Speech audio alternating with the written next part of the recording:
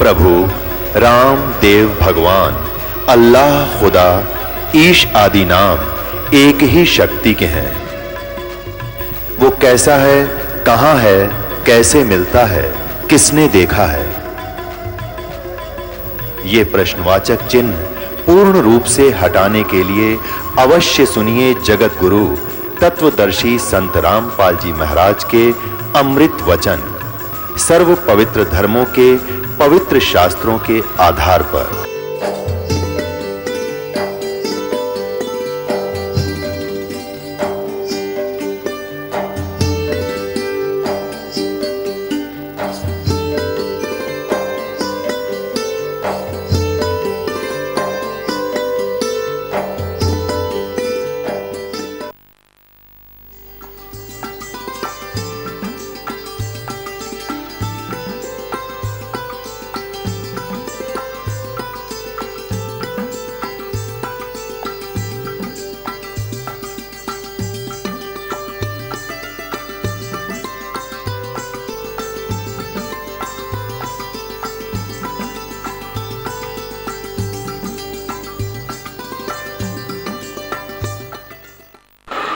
ऐसा ही जो द्रौपदी ने करके वो सारी थाली उनके सामने रख दी, कहा भगवान भोजन पाओ। अब क्या किया उस ऋषि ने? उदाहरण देने के लिए परमेश्वर ने, कहीं जीभ चटोरी ना हो जाए मेरे अनुयायियों की, ये क्या सोचा कि आज तो ये मन नाना प्रकार के भोजन खा के और खुश होगा, कल फिर इसकी याद आवेगी वहां जाते झोपड़ी में। हमारे लिए उदाहरण दिया परमेश्वर ने। तो क्या किया कि संत स्वाद नहीं करते, उन्होंने जितना भोजन खाना था उन कटोरियों में से थाली में डाल लिया और सबकी खिचड़ी बना ली। उसमें हलवा भी, खीर भी, कचौड़ी भी, दही बड़े भी, सब्जी भी, भात भी, सारी इकट्ठी कर ली। और द्रौपदी देख रही थी कि ये खाएगा, जब देखना कितना आनंद आएगा, हाँ इसकी उंगली चाटेगा, बड़े चेहरा प्रसन्न होगा। अब द्रौपदी ने देखा इसने सारा काम बिगाड़ दिया, तो मन में क्या सोचा कि ये रहा शूद्र का शूद्र, जिसने भोजन भी ना खाना आता, ये काहे की शंख बजावेगा। इतनी मन में नीचता, मलिनता द्रौपदी का आएगी और उसका भी फल द्रौपदी ने भोगना पड़ा। अब भगवान ने क्या किया कि 5 बार वो परमेश्वर ने सुदर्शन रूप में वो 5 ग्रास बनाकर सारा भोजन खा लिया जो थाली में डाला था, और 5 ही बार शंख बज के बंद हो गया। एक बार खाया, आवाज लगाई शंख ने, दूसरी बार खाया, आवाज लगाई शंख ने, और 5 बार ही ऐसे शंख आवाज लगाकर बंद हो गया। युधिष्ठिर बड़ा प्रसन्न हुआ, कहा भगवान ओहो आपने तो कति आनंद मचा दिए, बड़े महापुरुष को लाई ढूंढ के, अब हमारा यज्ञ संपूर्ण हुआ, आपकी रजा थे। श्री कृष्ण कहने लगा, भाई अभी यज्ञ संपूर्ण नहीं हुआ है, अभी तो ये शंख इतना जोर से बजना चाहिए था कि पूरी पृथ्वी पे इसकी आवाज जाएगी और तीनों लोकों में भी, स्वर्ग में भी इसकी आवाज जाएगी, इतनी मीठी मीठी आवाज होगी। अभी बात बनी नहीं। अब युधिष्ठिर फिर मायूस हो गया, हे परमात्मा अब कौन रह गया जिसको बुला के लाना होगा? श्री कृष्ण कहने लगे, भाई कोई नहीं रहा इस पृथ्वी पे। और कहा कि ये जो आपने एक बाल्मीक दिखाई दे सा, एक चूड़ा सा दिखाई दे सा बंगी, ये इसके एक बाल के बराबर भी ये 3 लोक नहीं, इतनी समर्थ शक्ति युक्त है। अपने घर में कमी है भाई, किसी के मन में खोट है, उसको ढूंढते हैं। 3 लोक के मालिक है श्री कृष्ण, कोई छोटी बात नहीं। उसी से मैं पकड़ दिया, कहा दोष है। द्रौपदी बुलाई, द्रौपदी से पूछा, बहन सच बताना, जब इस महापुरुष ने खाना खाया तेरे मन में क्या क्या विचार आए? और द्रौपदी ये आम व्यक्ति मत समझना इसको, ये तूने जो दिखाई देता ना ये वो नहीं है, इसके एक बाल के समान ये 3 लोक नहीं जिन पर हम चौधरी पाकरे हैं। द्रौपदी कहने लगी, भगवान क्या बताऊं, मैंने 2 घंटे तो धूमे मांग फुड़वाई और इतना बढ़िया भोजन बनाया, तो मैंने ये सोचा था ये महाराज जी रोटी खाएंगे, रंगली चाटेंगे और ना जाने कित कित कहां जा करके मेरी महिमा गावेंगे। और इन्होंने जब ये सारा काम बिगाड़ दिया, इसकी खिचड़ी बना दी, तो मेरे मन में खोट आ गया। मैंने ये शब्द कही कि ये शूद्र का शूद्र रहा, इसने काहे का शंख बजाएगा जब भोजन भी खाना ना आता। इस बात से भगवान श्री कृष्ण ने कहा, द्रौपदी ये त्रिबुद्धिहीनता है, संत के बारे में ऐसे विचार आना भी तेरी हृदय मलिन हो गया, तेरे दोष की भागन होगी तू। अब ये संत ने आके तेरे घर पर रोटी खाई है, तेरे पे एहसान किया इसने। देखो आपने ये हलवे पूरी बना कर संत मोल नहीं ले लिया, अपने घर पर 2 रोटी सब खाकर सोते और इस जीभ से यहाँ से नीचे जाने के बाद सारे स्वाद बराबर हो जाते हैं, केवल शरीर पोषण ही इसका मूल काम होता है आहार का। और द्रौपदी तेरी गलत धारणा है। इस संत के पैर धोकर पीले चरणों का रेत समेत धूल समेत तो तुम्हारा काम बनेगा, नहीं तो तुम तो सीधे नरक के बागी हो। अब मरता क्या नहीं करता, लाई प्रात उठा के द्रौपदी अपने हाथों धोए उस परम संत के पैर और धो के पैर डाल के कटोरे में और धूल भरे पैरों को चरणामृत को आधा पी लिया जब द्रौपदी ने। जब श्री कृष्ण ने कहा बहन आधा मुझे भी दे दो, इसे परमेश्वर तुल संत के चरणों की धूल कब को प्राप्त हुए। आधा श्री कृष्ण ने पिया, आधा पिया द्रौपदी ने। उसी समय उस शंख ने ऐसी जोर की आवाज करी, मीठी मीठी मीठी मीठी, पूरी पृथ्वी पर और स्वर्ग लोक तक उसकी मीठी मीठी आवाज गई। और उस समय पूरी पृथ्वी पर ऐसा हो गया जैसे बसंत ऋतु होता है, फलों से लदपद हो गए सब। पहाड़ों पर भी वृक्ष थे, वो भी फूलों और फलों से बिल्कुल लदपद हो गए और एकदम सारे में बसंत बहार छा गई। बोलो सतगुरुदेव की जय। उसके बाद क्या होता है, एक समय की बात है। अब देखो हमने गीता जी के वही 7वां अध्याय फिर याद रखना है। गीता जी के 7वें अध्याय के 12 से लेकर 15 तक तो वर्णन दिया है कि तीनों गुणों रजगुण ब्रह्मा, सतगुण विष्णु, तमगुण शिव जी के द्वारा दी जाने वाली अक्षीणिक, उनकी पूजा से मिलने वाले अक्षीणिक राहत को प्राप्त करके ये बड़ी आत्मा इन्हीं तक से मिलने वाले अक्षीणिक सुख को प्राप्त करके और इन्हीं की पूजा में लीन रहते हैं। ये मूर्ख लोग मुझे भी ना बजते अर्जुन, ये ब्रह्म बोल रहा है। उसके बाद कहता है 7वें अध्याय के 18वें श्लोक में, वैसे 16-17 में कहता है कि 4 प्रकार के जो सही भक्त है ना, सत भक्ति की तरफ चलते हैं, वो 4 प्रकार के, वो वेदों से ही भक्ति प्रारंभ करते हैं, ओम नाम के जापते हैं। और उससे बाकी तो नीचे के देवताओं की पूजा करते हैं, वो तो मूर्ख लोग लिखा है 7वें अध्याय के 15वें श्लोक में। मूर्ख मूर्ख नहीं, कई लिखे हैं, ये फिर देख लो भाई।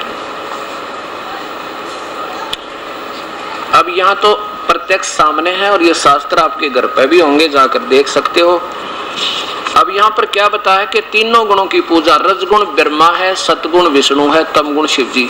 इन तीनों गुणों की पूजा को करने वालों को राक्षस स्वभाव को धारण किए मनुष्यों में नीच और मूर्ख लोग, दुष्कर्म करने वाले, भक्ति के बुरे कर्म करने वाले, देवताओं की पूजा, तीनों गुण ब्रह्मा विष्णु महेश से निमन सत्र की पूजा को, ब्रह्मा विष्णु महेश समेत और नीचे की पूजा को गीता बोलने वाला ब्रह्म रिजेक्ट करता है कि मूर्ख लोग करते हैं, वो तो दुष्ट आत्मा है। आपके सामने दास नहीं कह रहा, अपने शास्त्र बोल रहे हैं। फिर देखो, क्योंकि ये ऐसी कड़वी सत्य है कि एक बार कुनीन की तरह लगेगी आपको और फिर ये मीठी हो जाएगी, क्योंकि रोग कट जाएगा। फिर वो स्वादिष्ट लगेगी अपने को, जो आज कड़वी लगेंगी ये बातें, क्योंकि ये प्रमाणित है, वो अप्रमाणित थी। ये सिद्ध करने के लिए कि रजगुण ब्रह्मा है, सतगुण विष्णु, तमगुण शिव जी, इसलिए ये प्रमाण आपके सामने श्रीमद् देवी भागवतम सभाष्टिकम समातम, देवी भागवत पुराण, देवी पुराण के अंदर आपको दिखा रहा हूं। खेमराज श्री कृष्ण दास प्रकाशन बंबई, ये यहां से प्रकाशित है। इसके 3रे स्कंद में देखिएगा, अथ श्रीमद् देवी भागवते 62 टीका युक्ते 3य स्कंद प्रारंभते। इसमें भगवान शंकर स्वयं कह रहे हैं अपनी माँ दुर्गा से, दुर्गा इनकी माता है और ब्रह्म काल इनका पिता है, ब्रह्मा विष्णु महेश का। ये देखिएगा 7वां श्लोक, ये 7वां समाप्त हुआ, 8वां प्रारंभ होता है। हे माता, शंकर भगवान कह रहे हैं दुर्गा को, हे माता, यदि हमारे ऊपर आप सदा आप दया युक्त हो तो हमको तमोगुण में किस प्रकार प्रदान किया, और ब्रह्मा रजोगुण हरि विष्णु को सतोगुण क्यों बना दिया। फिर देखो, ये एक बार सुने यकीन ना हुआ, आपका 20-20 बार सुनोगे जब बात बनेगी। हे माता, यदि हमारे ऊपर सदा आप दया युक्त हो तो हमको तमोगुण में किस प्रकार प्रदान किया, ब्रह्मा रजोगुण और हरि सतोगुण। अब संस्कार देखो, हरि माने विष्णु। ये 7वां श्लोक समाप्त हुआ, 8वां प्रारंभ होता है। यदि दया धर्मना न सदा अंबिके कथम अहम मैं, शंकर जी कह रहे हैं कि अहम मैं विहिता बना दिया क्यों, तमोगुण है, मुझे तमोगुण क्यों बनाया। और कमल जय, कमल से उत्पन्न होने वाले ब्रह्मा को रजोगुणम, रजोगुण संभव रजोगुण बना दिया। और सुहित के मुत सतोगुण हरि, और विष्णु को आपने सत्वगुण क्यों बना दिया। इति सिद्धम के ब्रह्मा विष्णु महेश ये तीनों गुण हैं, रजगुण ब्रह्मा, सतगुण विष्णु, तमगुण शिव जी। ये पवित्र शास्त्र देवी भागवत ने सिद्ध कर दिया। और ऐसे ही शिव महापुराण भी इसी का प्रमाण देता है। अभी सत्संग को समझने के लिए, आपको सत्य को सत्य आपके हृदय तक पहुंचाने के लिए 25 प्रमाण आपको देने पड़ेंगे दास ने। और जब आपको ये सच्चाई समझ में आओगी, हम कहाँ खड़े थे, हम क्या कर रहे थे, हमने करना क्या चाहिए था।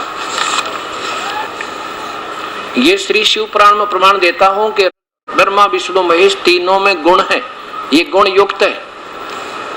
और गीता प्रेस गोरखपुर से प्रकाशित है। इसके अनुवाद करता कौन है, संपादक है हनुमान प्रसाद पोदार, और वही गीता प्रेस गोरखपुर से ये मुद्रित है। इसमें देखिएगा अध्याय नंबर 9 का, अध्याय नंबर 9 यह समाप्त होता है। इससे ऊपर है, इस प्रकार ब्रह्मा विष्णु तथा रुद्र इन तीनों देवताओं में गुण है, तीनों देवताओं में गुण है, लेकिन परंतु शिव गुणातीत माने गए। शिव ये काल है, ये शिव काल है, सदाशिव, जिससे ब्रह्मा विष्णु की और महेश की उत्पत्ति हुई है, ये इनका पिता है। इसी में मैंने कल और परसों लगातार दिखाए, बार बार नहीं दिखाना चाहता आपको। अब इसमें ये सिद्ध हो गया कि रजगुण ब्रह्मा है, सतगुण विष्णु, तमगुण शिव जी। इन तीनों से क्या हो रहा है कि ब्रह्मा जी से तो जीवों की उत्पत्ति हमारे अंदर काम उत्तेजना करके, यानी विषय वासना पैदा करके हमारे से ये संतान उत्पत्ति जो होती है, ये ब्रह्मा जी का गुण काम कर रहा है। और आपस में मोह ममता, एक दूसरे में भाई का बहन से, पुत्र का पुत्र पुत्री में, संपत्ति में, माता पिता में, जो हमारा एक दूसरे के साथ एक दृढ़ नाता मोह जोड़ दिया। हम मर तो कल जहां पर हृदय नहीं हट सकता, हमारे आपस के नाते थे। ये भगवान विष्णु के सतोगुण के कारण हमारे अंदर ये मोह ममता बनी हुई है। और रुद्र का गुण हमें मार देना ये सर्वविदित है।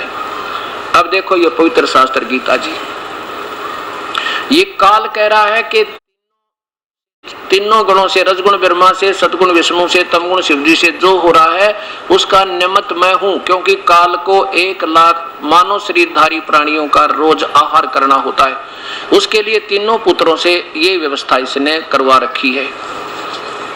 अध्याय नंबर 7 का और श्लोक नंबर ये 12 से देखिए।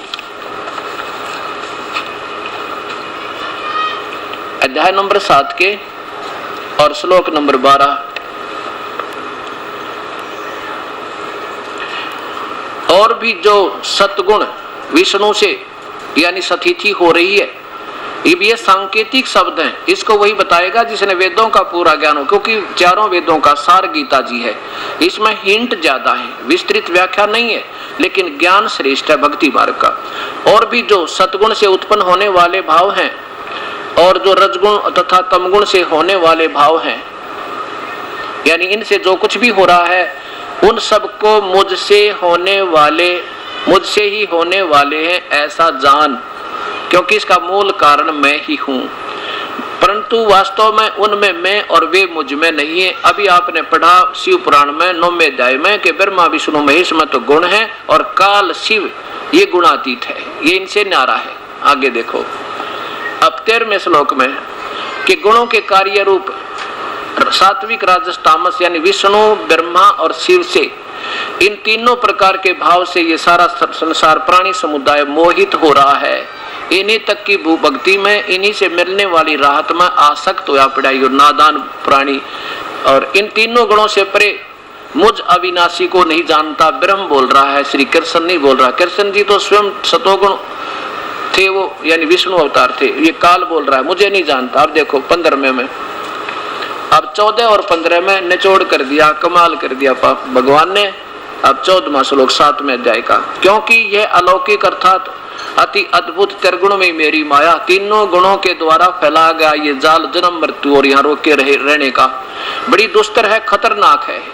और जो मुझको भजते हैं यानी मेरी पूजा करते हैं, जो इनकी नहीं करते वो इनसे ऊपर उठ जाते हैं। ब्रह्म बोल रहा है, काल बोल रहा है, इस माया का उल्लंघन कर जाते। आगे कहते हैं 15वें में, माया के द्वारा जिनका ज्ञान हरा जा चुका है, इन तीन से जो हो रहा है, जैसे इनसे मिलने वाली अक्षीणिक राहत से ब्रह्मा विष्णु महेश से, उसी के ऊपर जो मोहित रहते हैं, इससे आगे बुद्धि जिनकी नहीं जाती, माया के द्वारा जिनका ज्ञान हरा जा चुका है, वो असुर स्वभाव को धारण किए हुए, राक्षस, असुर माने राक्षस स्वभाव को धारण किए हुए मनुष्यों में नीच है परमात्मा। और दुष्कर्मी दूषित कर्म करने वाले भक्ति के गलत काम है ये, जो ब्रह्मा विष्णु महेश तक की पूजा और उनसे नीचे देवताओं की पितरों की श्राद्ध निकालना। और मूर्ख लोग मुझे नहीं भजते अर्जुन, माम ने प्रपदनते, ब्रह्म साधना भी ना करते ये नादान, यहीं तक सीमित है। सिद्ध कर दिया भगवान ने कि ब्रह्मा विष्णु महेश तक की पूजा रिजेक्टेड है। ये तो ब्रह्म कह रहा है। अब देखो तमोगुण की साधना की थी रावण ने भगवान शिव की, अपना शीश भी चढ़ा दिया।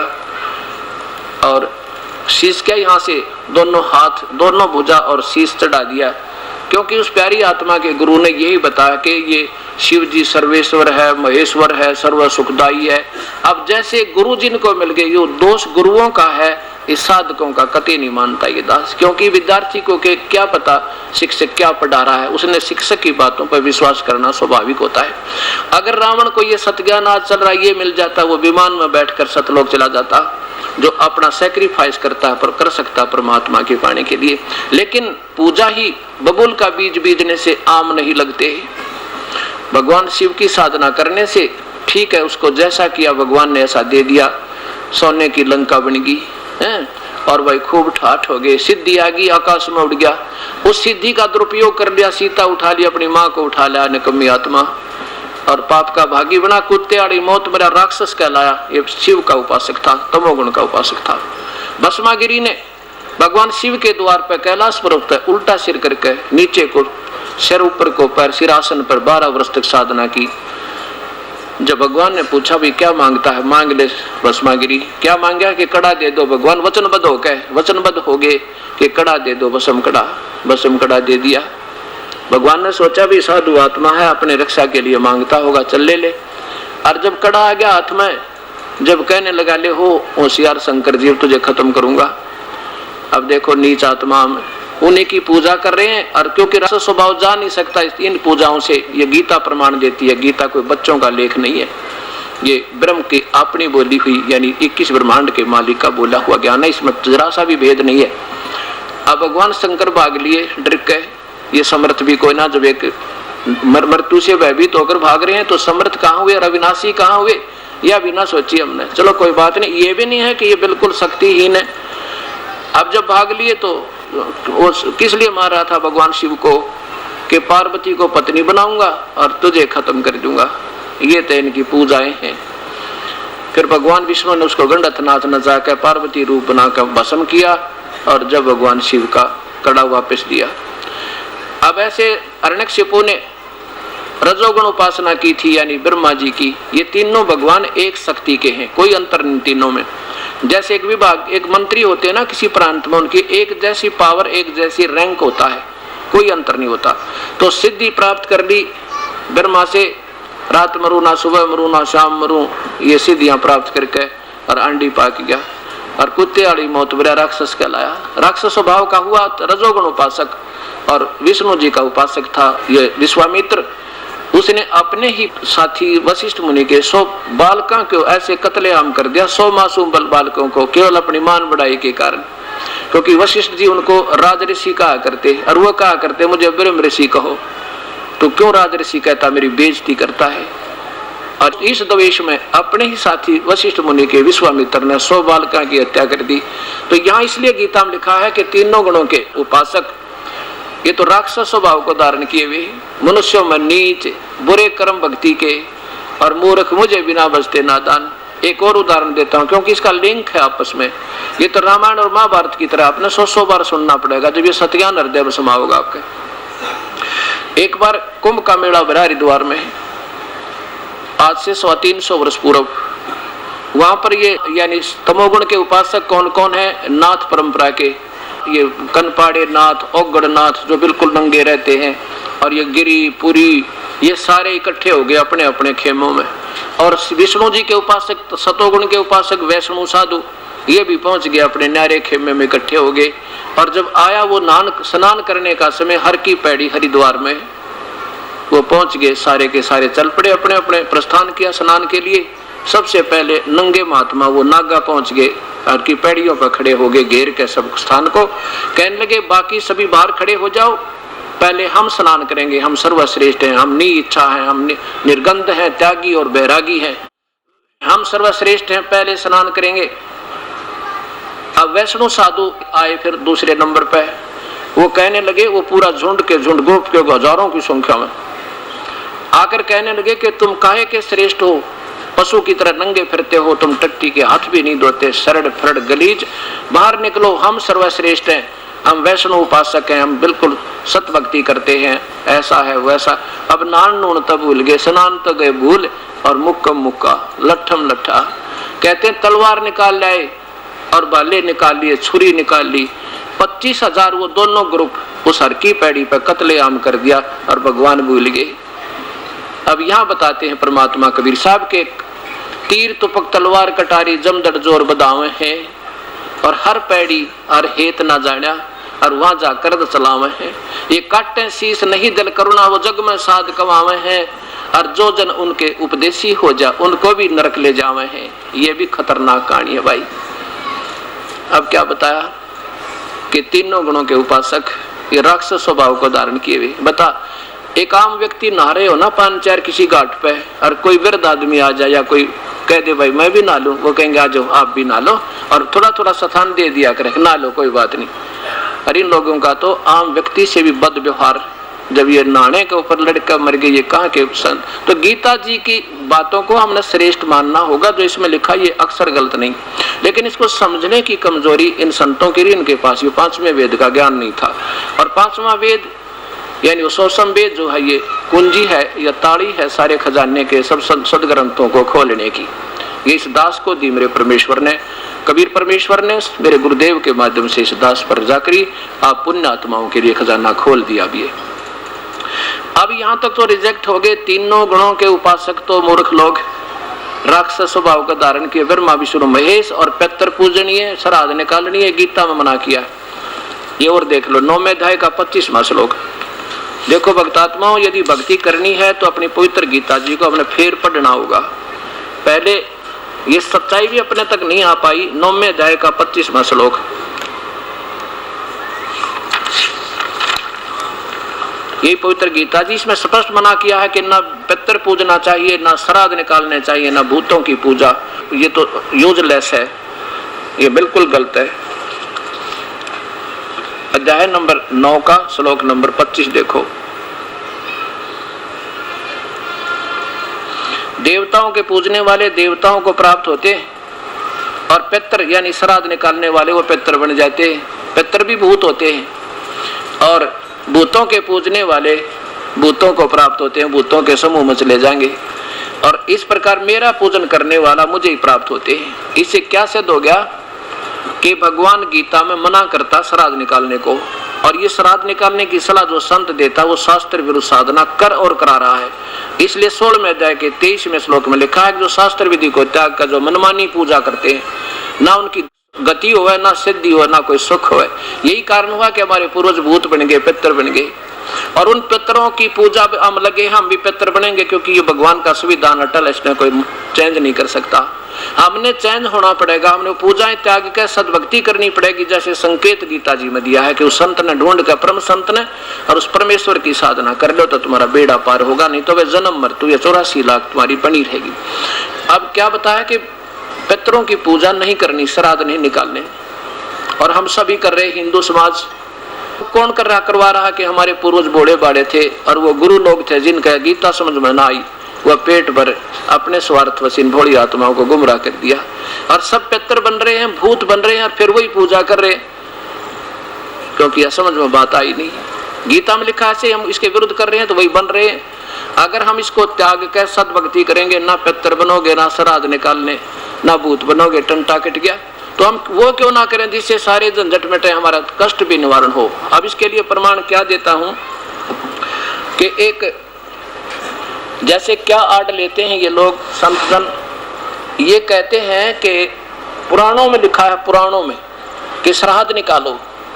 अब देखो पुराण जो है, पुराण तो किसके द्वारा बोलेगी, कोई मार्कंडेय ऋषि द्वारा, कोई वशिष्ठ मुनि द्वारा, कोई ब्रह्मा के द्वारा, कोई विष्णु के द्वारा, कोई शिव के द्वारा, और ये गीता बोलेगी ब्रह्म के द्वारा। ये तो भगवान का कॉन्स्टिट्यूशन है, संविधान है, इसमें जो करना है और नहीं करना है सब मेंशन्ड है, वर्णन है इसके अंदर। हमने इसके विरुद्ध करते हैं तो कानून तोड़ दिया, और ये आदेश किसी ऋषि विशेष का या अधिकारी का है, वो मान्य नहीं है, जो शास्त्र इस कानून के विरुद्ध है। जैसे एक कल भी उदाहरण दिया था परसों, एक किसी व्यक्ति का दोस्त SHO था, थानेदार, और उसने अपने दोस्त से कहा, थानेदार से, कि मेरा एक पड़ोसी बहुत दुखी कर रहा मुझे, के इलाज करूं, रोज तंग करे शराब पी के, और मेरे बताओ आप क्या समाधान करूं। थानेदार बोला उसका दोस्त के मार सर में लठ माफ देख लूंगा। अब थानेदार की हिम्मत मान के, क्योंकि उसमें SHO को बहुत बड़ा अधिकारी माना करते, और जाके उस अपने पड़ोसी के सर में लठ मारा, मारते मर गया। अब वो है SHO, उसका हथकड़ी लगा के लहर फांसी तोड़वा दिया, क्योंकि वो आदेश किसका था, थानेदार का था, और राजा का कानून इसके विरुद्ध था। तो उसका आदेश मान के उस व्यक्ति विशेष का, एक अधिकारी विशेष का, जो उसने कानून तोड़ दिया, उस व्यक्ति ने उसको फांसी की सजा पाई, ये कानून में लिखा था। ऐसे ही ये जो आदेश हैं, जो पितरों के या किसी ऋषि के श्राद्ध निकालो, नवरात्रि करो, फलाना करो, ये तो एक व्यक्ति विशेष, ऋषि विशेष के आदेश हैं और भगवान के कानून के विरुद्ध है, इसलिए इनको सजा भोगनी पड़ती है। इसका प्रमाण दिखाता हूँ। मार्कंडेय पुराण गीता प्रेस गोरखपुर से प्रकाशित है, इसमें दिखाता हूँ। पहले थोड़ा सा मौखिक बताऊंगा। एक रुचि नाम का ऋषि, वेदों का ज्ञाता, वेदों में इस कर्म कांड को बंद किया है कि मूर्ख लोग करते हैं ये पूजाएं, ब्रह्मा विष्णु महेश तक की, और श्राद्ध श्रुद्ध निकालना मूर्खा का काम है, बेवकूफों का कति। रुचि ऋषि ने यह सोचकर अपनी साधना वेदों अनुसार प्रारंभ कर दी, शादी भी ना करवाई, केवल मुक्ति को महत्व दे करके। कहते हैं जब वो 40-45 वर्ष का हो गया रुचि, उस समय उसके पिछले 4 पितर दिखाई दिए, पिछले 4 पितर। वो स्वयं तो गलत साधना करके पितर बन गए, और उनका वंशज वो बेचारा रुचि ऋषि अपना मुक्ति का मार्ग ढूंढ लिया वेद पढ़ के, अब वो भी फंसा लिया उनने। कैसे फंसा लिया? कहा बेटा रुचि तूने शादी क्यों नहीं करवाई? शादी तो बहुत अच्छा काम है, इसमें शादी करा कर पितरों की पूजा करे, भूतों की पूजा करे, अतिथियों की सेवा करे, देवताओं की पूजा करे, उसका अच्छे लोकों में जाकर के कहते हैं उच्च लोकों में सुख प्राप्त होते हैं। ये तो गीता में मना किया कि मूर्ख लोग इन अन्य देवताओं की पूजा करके उन देवताओं वाले लोक में तो चले जाते हैं, पर अक्षणिक सुख है वो शीघ्र ही नरक में गिर जाते, इसलिए पूजा गलत है। और फिर रुचि कहता है पितर महो, वेद में तो इस श्राद्ध श्रुद्ध निकालन को मूर्खों की पूजा बता रखी है, फिर आप मुझे क्यों लगाते हो इस कर्म में? और स्वयं पितर भी कहते हैं हाँ बेटा ये बात तो आपकी सही है कि वेद में इस कर्म को महाविद्या का, इसमें कोई झूठ नहीं। और फिर अपने संदेश पहुंचाते हैं ऐसा है, पितर ये कर देते हैं, पितर वो कर देते हैं, कोई बात ही पितर कर देते हैं, पितर आप भूखे मरे बताओ वो क्या कर देते हैं। अब ये सोचना होगा कि हमने अब अपने मूल शास्त्रों को फिर संभालना होगा, जिससे हम इन बुराइयों से और इन संकटों से बच सकें जो हमारे पवित्र शास्त्र बना करते हैं। ये मार्कंडेय ब्रह्म पुराणांक कार्यालय, कल्याण कार्यालय, गीता प्रेस, गोरखपुर। इसमें देखिए 237 पृष्ठ पे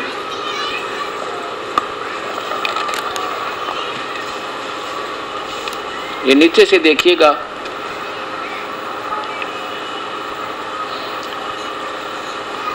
रौप्य ऋषि मुनि की उत्पत्ति की कथा। ये देखो, मार्कंडेय जी कहते हैं, या देखो, पितर बोले, मैंने मौखिक सुना दिया, इसका सारा वर्णन ये है। पितर बोले, बेटा विहा सर्ग और अपवर्ग का हेतु होने के कारण एक पुण्य कार्य है, उसे तूने क्यों नहीं किया? तूने क्यों नहीं किया? ग्रस्त पुरुष समस्त देवताओं, पितरों, ऋषियों और अतिथियों की पूजा करके पुण्य में लोगों को प्राप्त होते हैं। वह सभा के उच्चारण से देवताओं को, सवधा के शब्द से पितरों को आदि आदि की पूजा करते हैं। और फिर क्या बताते हैं? रुचि ने कहा, पितरगण यहाँ लाओ, ये ऊपर देखो, ये 4 पितर दिखाई देते हैं। ये ऋषि को, ये आगे करो, यहाँ तक करो। ये चारों पितर रुचि ऋषि को दिखाई दिए, भूत बने हुए थे, दादे परदादे बाप, गलत साधना करके वेदों के विरुद्ध। अब ये क्या कहता है? रुचि ऋषि कहता है, देखो नीचे लाओ। रुचि ने पूछा, पितर महो, वेद में कर्म मार्ग को अविद्या कहा है, फिर क्यों आप लोग मुझे इस मार्ग उस मार्ग में लगाते हैं? पितर बोले, यह सत्य है कि कर्म को अविद्या ही कहा गया है, इसमें तनिक भी निश्चय नहीं है, तनिक भी मिथ्या नहीं है। फिर और क्या बच गया? फिर तो इनकी अपनी तगड़मबाजी है। फिर भी इतना है कि निश्चित है कि विद्या की प्राप्ति में, कर्म के कारण में, विहित कर्मों में पालन करने को मनुष्य का, ये उनके अपने तुक्के हैं, ये हमने कतई नहीं चाहिए। जब ये स्वयं कहते हैं कि वैसे मूर्खों की पूजा है पितर पूजा करना, श्राद्ध निकालना, और फिर अपने बच्चे को जो अपना जीवन कल्याण करवा लेता वो भी फंसा दिया अपनी तगड़मबाजी ला के। अब पिछले किसी के 4 पितर दिख जा, कालजा पाट जा आदमी का, और भाई डरता पूजन करे ना करे तो करने लग जा। रुचि ऋषि के साथ या बन गई बेचारे के साथ। अब हमारे साथ ऐसा ही बना है, जब तक हम परम संत कबीर परमेश्वर की शरण में नहीं आएंगे, इतने ये पितर ने दुखी करेंगे, और जब इसकी शरण में आ जाएंगे ये देवता भी और पितर भी किनारा पकड़ जाएंगे। और हम एक मंत्र देते हैं आपको, पहला मंत्र जो होगा उसी के कारण आपके पितरों की भी गति हो जाएगी, वो पितर नहीं रहेंगे, और दुनिया उनको कुछ भी मिलो और वो पितर भूत नहीं रहेंगे, उससे ये भी कल्याण टंटा कट जाएगा आपका। अब प्रसंग चल रहा था 7वें अध्याय के 18वें श्लोक में लिखा है कि 4 प्रकार के फिर ब्रह्म साधना करते। 3 भगवान है, ब्रह्म, परब्रह्म और पूर्ण ब्रह्म। ब्रह्म साधना का ज्ञान चारों वेदों और पवित्र गीता जी में है, पूजा की विधि का, और उससे भगवान प्राप्ति नहीं होती। ओम नाम के जाप से केवल अन्य उपलब्धियां होती हैं, ये काल यानी ब्रह्म की प्राप्ति नहीं होती।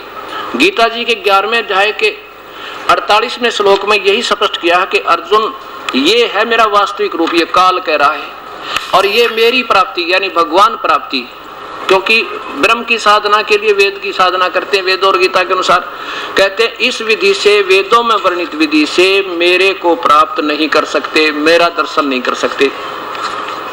इससे सिद्ध हो गया कि वेदों में वर्णित विधि से प्रभु प्राप्ति नहीं है, और लाभ बहुत हैं, जैसे ब्रह्मा विष्णु महेश तीनों गुणों की पूजा से ब्रह्म साधक को बहुत ज्यादा 1000 गुना बेनिफिट है, लाभ है। कैसे? कि वो महास्वर्ग में चले जाएंगे और वहां हजारों युग तक उसमें ठाठ करेंगे, लेकिन फिर भी पूर्ण क्षीण होने के बाद फिर नरक में, फिर 84 लाख में गधे बने सरेगा। इसलिए काल ब्रह्म भी कहता है कि मेरी पूजा भी अनुत्तम है, घटिया है। वो तो परमात्मा 3रे नंबर का वो पूर्ण ब्रह्म है, उसकी ही भक्ति से तुम्हारा जन्म मृत्यु और ये कष्ट कर्म दंड कटेगा। अब क्या कहा उसने कि वो भगवान कह रहे हैं कि ये जो मैंने आपको अपना रूप दिखाया ये है मेरा स्वरूप, लेकिन इसको मेरी प्राप्ति ना वेदों में वर्णित विधि से, ना किसी यज्ञ से, ना तप से, ना जप से, ना किसी, देखो 48वें श्लोक में 11वें अध्याय के, हे अर्जुन, मनुष्य लोक में इस प्रकार विश्व रूप वाला यानी विराट रूप, ये है मेरा रूप जो का तू, जो मैंने तुझे दिखाया। एवं रूपम, इस रूप को, ये है मेरा वास्तविक रूप। मैं न तो वेदों में, वेद और यज्ञ के अध्ययन से यानी वेदों में वर्णित विधि से, क्योंकि गीता बोला जा रहा है वेदों की तरफ संकेत है, वेद ही शास्त्र है जो भक्ति और ज्ञान के, और न दान से और न ही उग्र तप, न क्रियाओं से न उग्र तप से तेरे अतिरिक्त दूसरे द्वारा देखा जा सकता हूँ। किसी के द्वारा ना तो पहले देखा गया और ना आगे देखा जा सकता, ना वेदों में वर्णित विधि से, ना किसी जप से, ना तप से।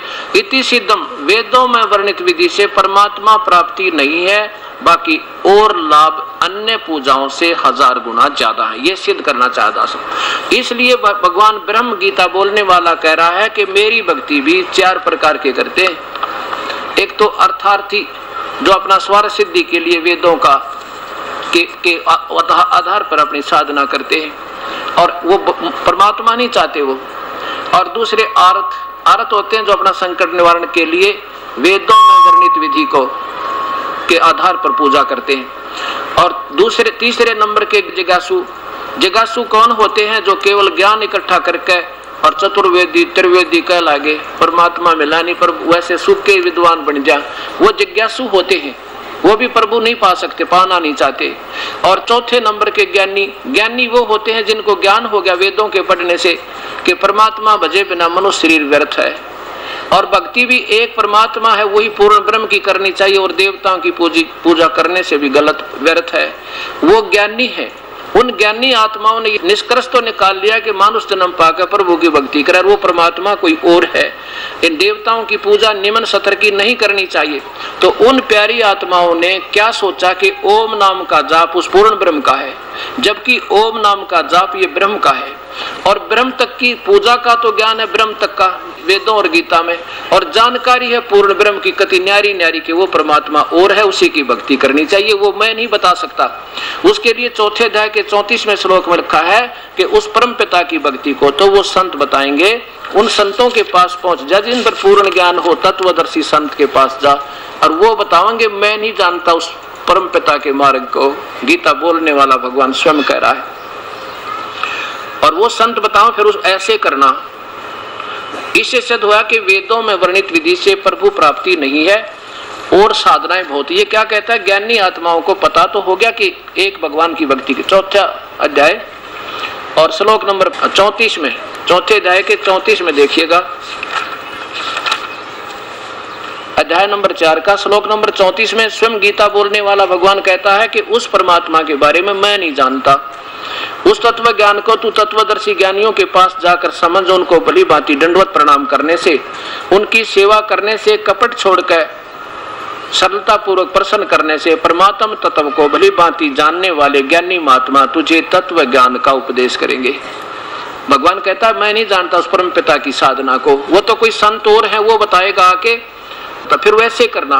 अपनी बताता है कि इन ज्ञानी आत्माओं ने वेदों को समझा और ये समझ लिया कि परमात्मा पाए बिना मनुष्य जीवन व्यर्थ है, और प्रभु पाने के लिए जब शरीर भी चढ़ा जा तो भी थोड़ा है। ये सोच के इन भोली आत्माओं ने, ज्ञानी आत्माओं ने ओम नाम के जाप को पूर्ण ब्रह्म का मानकर हजारों वर्षों तक साधना की। तो ये काल कहता है कि प्रभु तो प्राप्ति होती नहीं, उनको सिद्धियां आ जाती है, फिर ये प्रभु पाक जाते हैं, हंडी पाक जाते हैं, परमात्मा तो मिलता नहीं, सिद्धियां आ जाती हैं। आकाश में उड़ जाना, वचन से किसी का विनाश कर देना, फिर कुछ दिन स्वर्ग में, और फिर 84 लाख योनियों में चक्कर इनका भी बना रहता। इसलिए भगवान कहता है, काल ब्रह्म कहता है कि मेरी पूजा भी घटिया है, या पूरी कोई ना, पूर्ण नहीं है, अनुतमाम है, घटिया तो घटिया है। अब देखो ये 7वें अध्याय 18वें श्लोक में स्पष्ट किया है।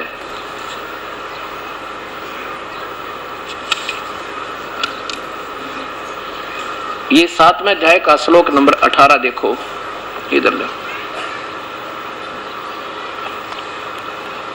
उदारा सर्वे एवं एते ज्ञानी तु आत्मा, ये सभी ज्ञानी आत्मा मेरे मत में एवं मेरे विचार में है तो ये उत्तम यानी उदार है।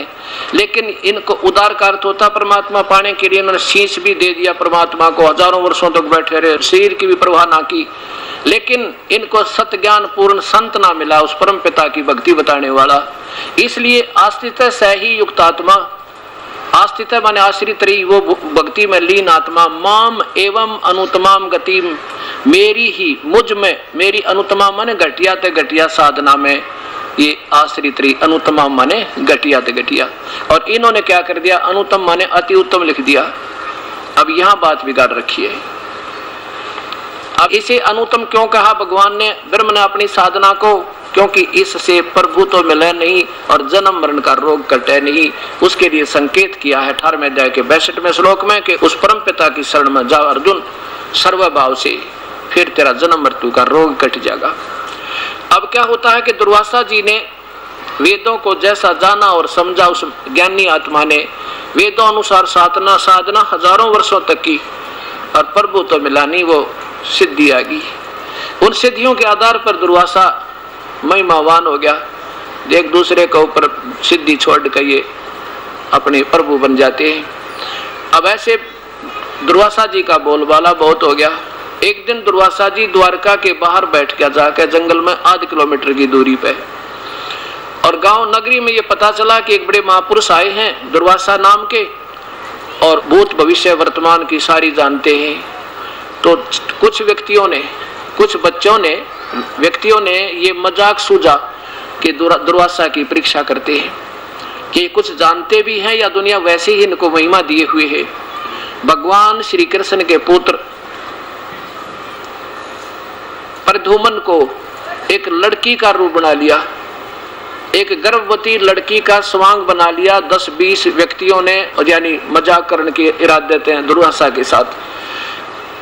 कैसा रूप बनाया कि एक कढ़ाया छोटा सा, जो लोहे की कढ़ाई होती है छोटी सी, उसको पेट के ऊपर के बांध के पीछे रस्सी तो बांध दिया, उसके ऊपर के फिर लोगड़ रख के रुई, और ऊपर का कपड़ा और बांध दिया, फिर ऊपर का जो है ना स्त्री वाला स्वांग कर दिया, कपड़े पहना दिए, और 10-20 व्यक्ति उसको साथ लेकर दुर्वासा के पास पहुंच गए।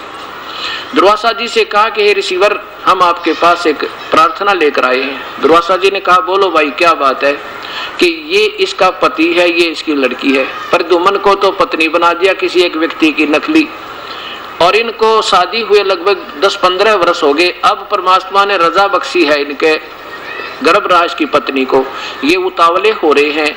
आपके बारे में सुना है कि आप भूत भविष्य वर्तमान की सब जानते हैं, ये उतावले हो रहे हैं, ये पूछना चाहते हैं इसे लड़का होगा या लड़की, आप बताइए क्या होगा। दुर्वासा जी ने देखा ये बदमाशी करने आए हैं, अपनी ध्यान लगा कर देखा तो ये तो कड़ाया बांध रखा इन्होंने। क्या कहा दुर्वासा ने कि इससे बताऊं क्या होगा, तुम्हारे यादव कुल का सत्यानाश होगा, ये श्राप दे दिया। अब फिर ठाया चिमटा करके लाल आंख, फिर भाग लिए वो बच्चे, वो उस्तागर भाग गए, गाँव में आ गए नगर में।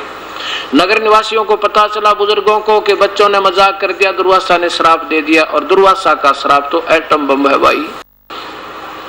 अब फिर कह रहे लगे क्यों घबराते हो, चलो श्री कृष्ण के पास चलते, वो हमारे भगवान है, सब कुछ कर सकते। श्री कृष्ण के पास गए, हाहाकार मची हुई नगरी में, सारी में शोर शराबा मच गया कि बात बिगड़ गई। अब श्री कृष्ण ने कहा कि जाओ तुम दुर्वासा के पास जाओ और बच्चों को ले जाओ, उनसे अक्षमा याचना करवाओ, वही उनसे, वो दयालु होते हैं संत, और अक्षमा कर देंगे, जाओ वहां पर। चले गए, दुर्वासा से प्रार्थना की, बच्चों को उनके चरणों में डाल दिया कि माफी मांगो निकम्मे तुम। दुर्वासा कहने लगा कि अब मेरे बस की बात नहीं है, मेरे वचन जो निकल गया वो खाली नहीं जावे, मेरे बस का नहीं, आप जाइए, अपने बच्चों को समझा कर रखा करो। अब फिर 3 दिन हो गए, 4 दिन हो गए, 4-5 दिन तक द्वारका में कोई रसोई नहीं बने, इतने भयभीत हो गए। अब श्री कृष्ण ने देखा कि तो हाहाकार मच गई, तो सबको बुलाया, मौजिज व्यक्तियों से कहा भाई क्यों घबराते हो, क्यों चिंता करते हो, इसका समाधान है, कोई ऐसी बात थोड़ा ही है, अगे भगवान आप ही समाधान कर सकते हो।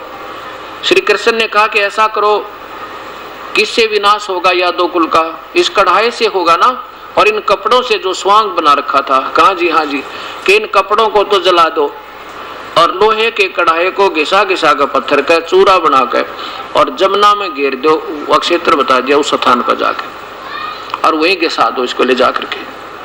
अले ना रहेगा बांस, ना बजेगी बंसुरी। बड़े प्रसन्न हुए सभी कि वाह जीवा, बहुत अच्छी बात बताई। समाधान सही बताया भगवान ने। अब जाकर के वो कड़ा किसान लग गए, रोज के 50-50 व्यक्तियों की ड्यूटी लग गए, 1 घंटे की आध घंटे की उसने घिसावा। अब लोहे का पत्थर पर घिसाना वैसे है तो कठिन काम, फिर मरते क्या ना करते, घिसा दिया। अब एक कड़ा रह गया जो ना घिसा, वो ड्यूटी ला दी मेरे जैसे आलसी की। अब भाई तेरी जिम्मेवारी है, चाहे 1 दिन में घिसा, चाहे 6 महीने में, चाहे 6 साल में, ये तूने घिसाना है। उसने देखा भाई इनका तो काम निपट गया, तेरा भी आधा भी ना होया। वो चारों तरफ से घिसाने से चमकीला सा कड़ा बन गया। उसने सोची सारा कड़ाई तो घिस गई है, अब एक कड़े में के बिजली गिरेगी, पटक देने ठाक है। उसने वो जमुना में फेंक दिया और उसने मछली ने खा लिया, एक खाद्य पदार्थ समझ के। वो पकड़ दिया एक शिकारी ने मछली, वो पारदीपी था और मछियारी भी था। उसने जब उसको काटा मछली को, उसके पेट से वो चमकीली धातु निकली। वो ले गया सुनार के पास, क्यों हम लालची भी गड़े हैं ना, कदे चांदी ना हो। सुनार बोला भी चांदी तो है नहीं पर इस्पात बहुत बढ़िया है। तो फिर गया लोहार के पास, लोहार से बोला कि मेरे तीर का आगे का हिस्सा बना दे जहर बुझा के। वो ज्यों कहते उस लोहार ने करके उसको सौंप दिया। अब क्या होता है कि कुछ समय के बाद आपस में द्वारका में छोटी छोटी बातों पर मन मुटाव, खेचा तानी, लड़ाई झगड़े, कत्लेआम शुरू हो गए, कोई काल मृत्युआ, ना जाने के उपद्रव हो गए। ऐसे जब नगरी में कोई ऐसी दिक्कत आती है तो समझदार लोग यही कहा करते हैं, ना जाने नगरी का कौन सा पाप उदय हो गया। अब श्री कृष्ण, क्योंकि गुरु उनके यादव के वही थे और पांडव के श्री कृष्ण ही गुरु थे, धार्मिक गुरु। गुरु जी के पास गए, श्री कृष्ण से कहा भगवान ना जाने अपनी नगरी में क्या तूफान आ गया है, कोई किसी की बातें सुनकर प्रसन्न नहीं, ना बड़े छोटे की इलाज रही भगवान, रोजाना कत्लेआम होने लग गया, इसका समाधान बताओ। और कारण क्या है ये? भगवान ने कहा कि तुम्हारे ऊपर वो दुर्वासा का दिया हुआ शराब प्रभावी हो गया। इसका समाधान ऐसा है कि तुम पूरे के पूरे सारे यादव नर, नवजात शिशु से लेकर सारे नर जाओ और जहां पर वो घिसाया था ना, वो कड़ाए के चूरा डाला था, वहां जाकर जमुना में स्नान करके आओ, तुम्हारे पाक ये शराब कट जाएगा। अब मरते क्या नहीं करते। जब देखा भाई नवजात शिशुओं को भी ले चल पड़े, कहीं छोटे बच्चा पर शराब ना रह जाए, भगवान बात बिगड़ गया। नवजात शिशु यानी नर आदमी चल पड़े और पहुंच गए उस प्रभास क्षेत्र में जहां पर वो चूरा घिसा कर डाला था। उस चूरे का, तेज पत्तों का, तीखे पत्तों का घास उग गया, लंबा लंबा चौड़े, एक शुगर कैन ईख जैसे पत्तों का। अब वहां वो पहले ही लड़ाई झगड़ा तो गांव में नगरी में एक दूसरे की मनमुटाव हो ही रहा था। पहले तो स्नान करें कि कदे शराब ना रह जाए, फिर बाहर आवे, बाहर आते गुट्टम गुट्टा और वो निकाल कर घास और मारे एक दूसरे की गर्दन पर, आर पार कर दें, लपेटा आ जा और ऐसे खींच दें, 2 टुकड़े हो जा। उसी उस कढ़ाई के चूरे तक 56 करोड़ यादव कत्लेआम हो गए, वहां सत्यानाश हो गया। गए थे पाप कटान और कट गए आप भगवान के आदेश तय। अब ये सोचना पड़ेगा, जो आज कहना गंगा में स्नान कर लो तुम्हारे कर्म कट जाएंगे, ये तो बेकान की बात है भाई। जब भगवान ने आदेश दिया, उनको सलाह बताई कि वहां जाकर स्नान कर लो तुम्हारे पाप कट जाएगा, ये शराब कट जाएगा, शराब तो कटा नहीं, यादव जरूर कट गए। अब यहाँ क्या बताते हैं कबीर परमात्मा कि ये तो काल के ब्रह्म के साधक श्रेष्ठ मुनियों के लक्षण हैं, जो नो बिना सोचा न मैं तू के शराब दे रहा है इसको, एक बच्चों के जरा सी नादानी का। किसने? दुर्वासा को लताड़ रहे हैं कबीर परमात्मा।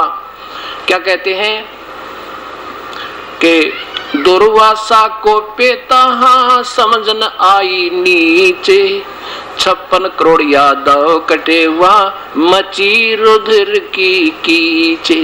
कबीर परमात्मा कहते हैं ये काल के पुजारी ब्रह्म तक के साधक, ये हालत ब्रह्म तक के साधकों की। ये भी नीच बताए कि इतने बड़े महापुरुष ने नो भी ना सोचा तू के श्राप देने जा रहा है, कितना विनाश हो जाएगा तेरी एक जबान तय। तो क्या कहते हैं? दुर्वासा कोपे क्रोधित हुए तहां उस समय और समझ न आई नीच, कुछ भी ना विचार करा उस दुष्ट आत्मा ने, मैं ऋषि कवावे। और ऐसा भयंकर श्राप दिया कर बच्चों को, कह दे भाग जाओ निकम्यो, ऐसा नहीं करते संतों के साथ। इतनी कहनी थी बस उसने। संत होता यानी सद्बुद्धि होती, पूर्ण परमात्मा का सिर पर पंजा होता। तो क्या किया कि 56 करोड़ यादव कटे और वो मची रुधिर की कीच, रुधिर माने गारा, उस खून की गारा माच गई और 56 करोड़ यादव का सत्यानाश हो गया। अब भगवान ने जब पता चला कि वो तो गए काम तय, श्री कृष्ण भी चल पड़े वहां से उठ कर अपने राज तय। पहुंच गए उसी प्रभास क्षेत्र में, जाकर लेट गए एक वृक्ष के नीचे और एक शिकारी जिसने उस कड़े का तीर बनवाया था, विषाक्त करवा कर बचे हुए कड़े, कढ़ाई के कड़े का, उसको लिए फिर रहा है और दोपहर होगी, उसको कोई शिकार नहीं मिला। उसने सोचा चल इस वृक्ष के नीचे विश्राम करता हूं थोड़ी देर, फिर आगे शिकार तलाश करूंगा। जब निकट पहुंचा उस वृक्ष के नीचे तो भगवान श्री कृष्ण अपने घुटने पर दूसरा पैर रखकर लेटे हुए थे। उसका पंजा सामने दृष्टिगोचर हो रहा था और भगवान के पंजे में वो पद्म था। पद्म की चमक ऐसे होती है जैसे 100 वाट का बल्ब दिन में चमके पर रोशनी ना हो पर चमक पूरी होती है। पत्तों की झुरमट नीचे तक टिकी हुई थी उस वृक्ष की टहनियां। शिकारी ने देखा उन टहनियों की झुरमटों में से कि ये कोई मृग की आंख चमक रही है।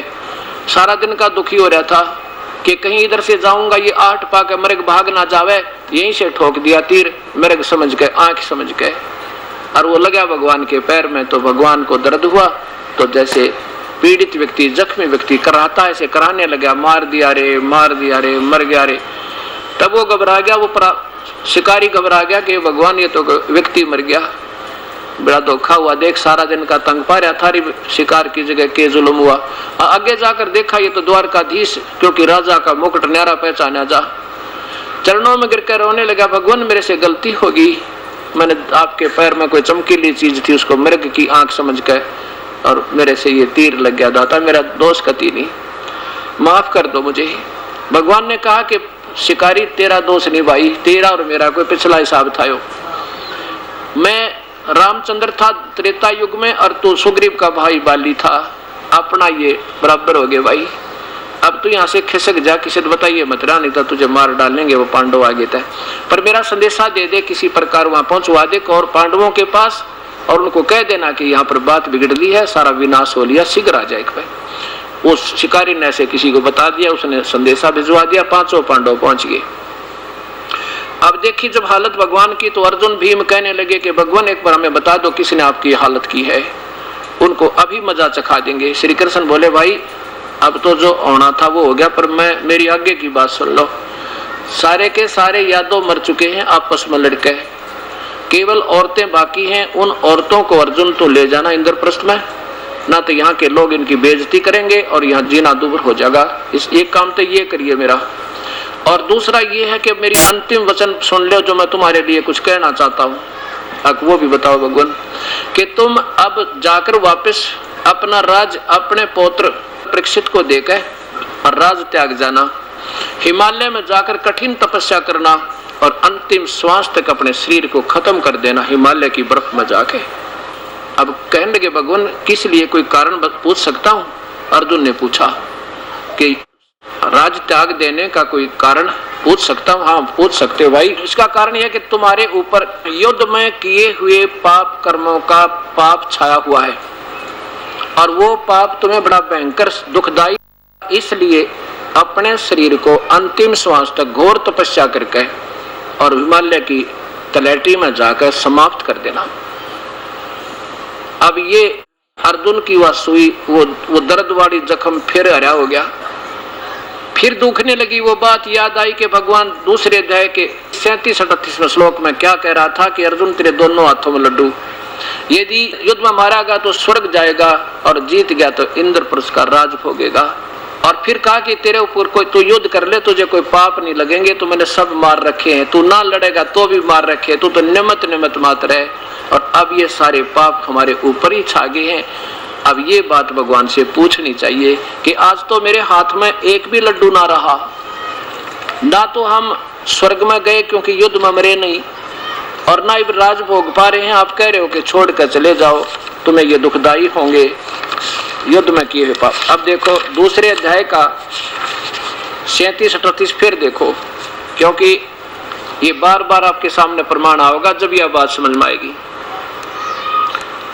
पवित्र गीता जी गीता प्रेस गोरखपुर से प्रकाशित है और इसका ये देखिएगा अध्याय नंबर 2 का 37 और 38 श्लोक।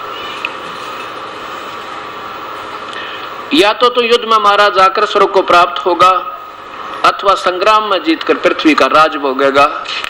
आगे देखो, इस कारण से अर्जुन युद्ध के लिए खड़ा हो जा, निश्चय करके खड़ा हो जा। 38 में कहता है, कहा भगवान ने कि जय पराजय लाभ हानि सुख दुख को समान समझकर इसके बाद युद्ध के लिए तैयार हो जा। इस प्रकार युद्ध करने से पाप को नहीं प्राप्त होगा। अब अर्जुन कहने लगा, भगवान वैसे तो आप ऐसी सतिथि में है कि हमने ये बात करना शोभा भी नहीं देता, लेकिन परमेश्वर हे भगवान, अगर मैं ये शंका का समाधान आज नहीं कराऊंगा तो मेरा मरना भी दूभर हो जाएगा, या शंका रूपी कांटा मुझे मरने भी नहीं देगा। क्या मैं पूछ सकता हूँ आपसे?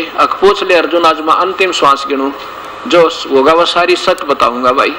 कि भगवान आपने जब मैं युद्ध करने से अंतिम फैसला दे दिया था, भगवान मैं नहीं लड़ूंगा, और मैं इंद्रप्रस्थ के राज को तो लड़ूं किस लिए, तीनों लोकों का भी कोई राज दे दे तो भी युद्ध नहीं करूंगा, यह मेरा अंतिम फैसला है। और आप कतई नहीं माने, आपने जबरदस्ती मुझे डरा धमका के और ये भी लालच दिया कि तेरे हाथ में दोनों लड्डू हैं। और भगवान अब ना तो हम स्वर्ग गए और राज त्यागने को आप स्वयं प्रेरणा दे रहे हो, आदेश दे रहे हो राज त्याग दो, तो परमात्मा यह क्या कहानी थी? क्या मैं पूछ सकता हूँ आपसे? आपने ये हमारे साथ ऐसा सलूक क्यों किया? जब भाई को बुरे सौपन आने लगे, आए थे और हम आपके पास गए थे, आपने जब ये बात कही थी कि वो पाप दुखदाई हो रहा है आपको जो युद्ध में पाप किए थे, उस समय मैं चुप रहा कि भाई की आत्मा ठेस ना पहुंच जा और ये इलाज ना करवावे। नहीं भगवान, मेरा कलेजा तो उसी समय धड़कने लग गया था जब आपने ये बात कही थी। युधिष्ठिर कहने लगे, अर्जुन ऐसे समय में भगवान से ऐसी बातें करना शोभा नहीं देता, तूने होनी थी वह हुआ, अलीप छोड़ इन बातों को।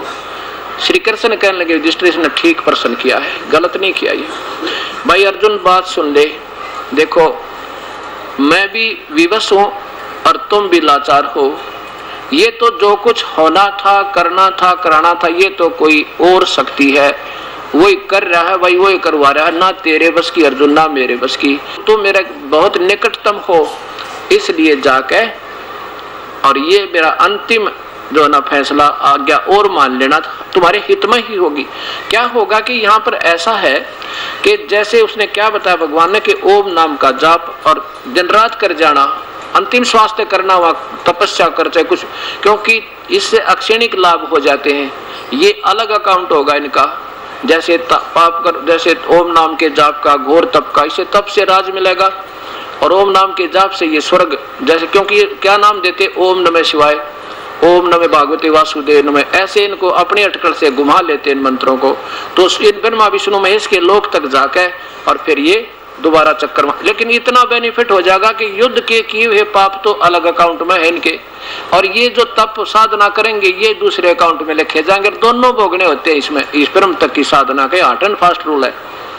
तो भगवान ने न्यू कही थी, अच्छा भगवान जो आपकी आज्ञा, और कहा कि गोपनियों को, इन सब औरतों को ले जाना, ऐसा कह के प्राण त्यागे भगवान।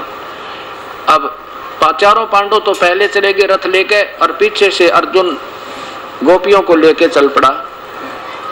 रास्ते में भीलों ने घेर लिया, कुछ तो गोपियों को भी ले गए, लूट के भी ले गए, उनके गहने भी उतार ले गए, उन औरतों को भी कुछ को ले गए साथ में, निकम्मी आत्मा। और अर्जुन से वो गांडीव धनुष निचला जिसके आधार पर उसने महाभारत में विजयी हुआ था, और खड़ा खड़ा पिटे। तब अर्जुन ने कहा था, ये कृष्ण बड़ा धोखेबाज आदमी था, इसने सारा विनाश ही कराया हमारा। अब जब युद्ध करवाना था, जब तो मुझे मेरे में शक्ति दे दी और एक मारू था 50 मरे थे, और आज मैं खड़ा खड़ा पिट रहा हूँ। वही अर्जुन और वही गांडीव धनुष आज मेरे से टस से मस नहीं हो रहा, अब मेरी शक्ति छीन ली। ये बड़ा छलिया और धोखेबाज है। यहाँ कबीर परमात्मा कहते हैं, अर्जुन हमें समझाते हैं कि ना तो श्री कृष्ण छलिया थे और वो ना धोखेबाज थे, ये तो काल है, ये ज्योत निरंजन, ये सारा अनर्थ ये करवाता है। जब तक हम इसकी पूजा तक हैं तो इसके अधीन है, जब परम पिता की शरण में चले जाएंगे इसकी रेंज से बाहर हो जाएंगे, इसका कोई कर्म, कोई इसका वर्क, कोई दंड हमारे ऊपर अफेक्ट नहीं करेगा, न इसकी शक्ति काम करेगी। तो उसको तुम भूल रहे हो, उस परमात्मा को त्याग कर आन उपासना में जीवन खो रहे हो, ऐसा हमें बताते। अब क्या होता है कि ऐसा ही किया गया, पांचों पांडव, चारों पांडव तो हिमालय में गड़ गए, खत्म हो गए, और युधिष्ठिर का पंजा पंजा गड़ा। उन्हें एक झूठ बोली थी, उसका भी दंड उसने नरक भी भोगना पड़ा और यहाँ कर्म शरीर से भी भोगना पड़ा। अब चारों पांडवों को नरक में ठोक दिया और 5वें पांडव को भी थोड़ी सी देर नरक भोगवाना था। उसके मन में क्या प्रेरणा आई, वो कहाँ पहुंचा, धर्मराज के दरबार में।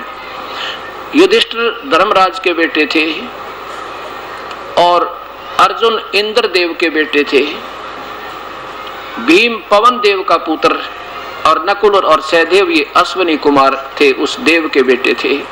अब यहाँ तो एक फिल्म बनाने आए थे हमारे लिए, इस काल में भेजे थे हीरो बना के, जैसे एक करोड़पति बाप का बेटा, और यहाँ पर एक फिल्म में रिक्शा चलाने का कार्य करता है बिल्कुल गरीब बनकर, और हम उसकी उस मायूसी को देख देख कर उसके ऊपर आसक्त हो जाते हैं, फिर पैसे लगा लगा कर फिल्म को देखते रहते हैं, और वो 20 लाख की गाड़ी में चला अपने पिता के घर पर जाके, हमने बेवकूफ बना गया। तो ऐसे ये पांचों पांडव हीरो बनकर काल में भेजे थे। ये युधिष्ठिर धर्मराज के बेटे थे, और पवन के बेटे भीम थे, और इंद्र का बेटा अर्जुन था, और नकुल सहदेव अश्विनी के पुत्र थे। ये चारों तो डाल दिए नरक में। तो धर्मराज ने समझाया अपने पुत्र युधिष्ठिर को। जब युधिष्ठिर ने देखा सारे स्वर्ग में जाकर कहीं उसके भाई ना मिले, तो पूछा कि मेरे भाई कहाँ गए। तब उसने कहा धर्मराज ने कि बेटा यहाँ कोई किसी का भाई नहीं, तुम तो एक फिल्म बनाने गए थे, वह बन गई, ये वहां वाले लोग धोखा खाए जाएंगे, उसके ऊपर देखे जाएंगे महाभारत में अर्जुन ने ये करा था, भीम ने ये करा था, और वो नरक में ठोक रहा, खेजी नाड़ कराया था। तो क्या बताया कि बेटा ये तेरे भाई नहीं है, तुम तो थोड़ा सा संस्कार था, अब पूरा हुआ तुम्हारा। अब नहीं, अब काल ने बटन दाब दिया उसका, क्योंकि उसका रिमोट इसके हाथ में, सब प्राणियों का ज्योति निरंजन के में, कि नहीं मैं अपने भाइयों को देखे बिना नहीं जी सकता, मैं उनके साथ रहूंगा, चाहे नरक में छोड़ो चाहे कुछ करो।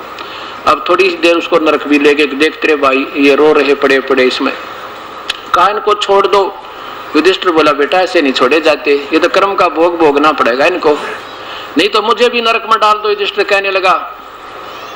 धर्मराज बोला बाहर आजा फिर बतलावेंगे, बाहर आजा बेटा, यहाँ बैठकर डिसीजन लेंगे, आजा तेरी बात मैं बाहर सुनूंगा। बाहर आ गया, कहने लगा पुत्र तू अपना कर्म मत बिगाड़े, इनका संस्कार हो लिया पूरा, तुम ना तेरे भाई ना कुछ, तो मेरा बेटा है, मेरे पास रहे, ये तेरे भाई नहीं है।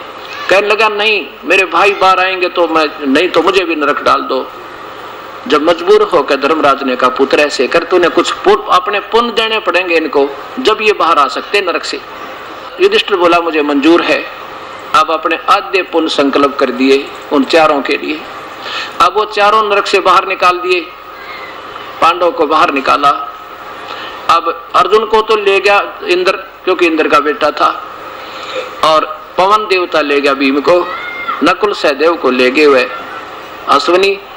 अब धर्मराज के पास ये युधिष्ठिर आ गया।